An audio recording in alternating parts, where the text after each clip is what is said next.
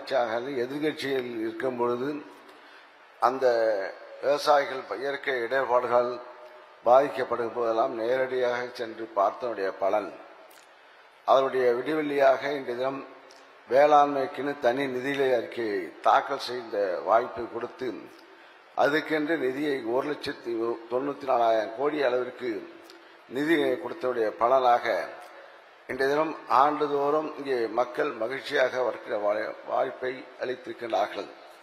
அதற்கு உணவு தானிய உற்பத்தியும் இன்றைய தினம் நம்முடைய நாடு 116 மெட்ரிக் லட்சம் நெல்லை உற்பத்தி செய்கின்ற வாய்ப்பையும் உருவாக்கப்பட்டிருக்கிறது. அதேபோல விவசாயிகளுடைய நிலப்பரப்பு விவசாயத்துக்கு பயன்படாத நிலங்கள்லாம் இப்போது பயன்படுகின்ற அளவுக்கு 58,000 ஏக்கர் அளவுக்கு பயன்படுகின்ற வாய்ப்பை உருவாக்கி கொடுத்திருக்கிறார்கள்.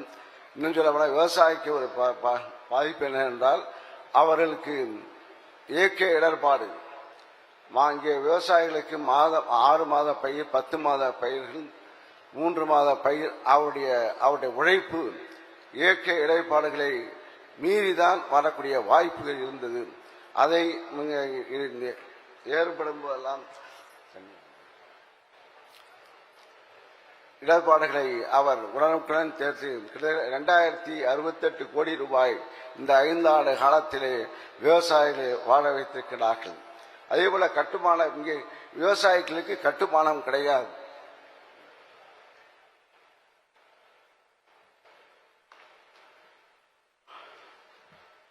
இப்போது வேளாண் வளர்ச்சியிலே பொறுத்து 2011-12 ஆண்டுடன் ஒப்பிட்டு பார்க்கும்போது 2024-25 ஆண்டில் மொத்த மாநில உள்நாட்டு உற்பத்தியில் வேளாண்மையின் பங்கு 9.97% உயர்ந்துள்ளது என்பதை நான் மகிழ்ச்சியுடன் தெரிவித்துக் கொள்கின்றேன்.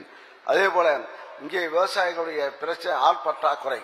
இந்த ஆட்பற்றாக்குறையினாலே விவசாயம் தொழிலிருந்து விலகுகின்ற ஒரு சூழல் ஏற்படும் போது அவர்களுக்கு மாற்றாக இயந்திர பயன்பாட்டை உருவாக்கி கொடுத்து கிட்டத்தட்ட 98,000 கூடுதலாக 98,000 விவசாயிகளுக்கு அந்த பயிற்சியை கொடுத்த காரணத்தால் அவர்கள் அந்த வேலை வாய்ப்பு லாபமாக கூடிய வாய்ப்பு இருக்கின்றது.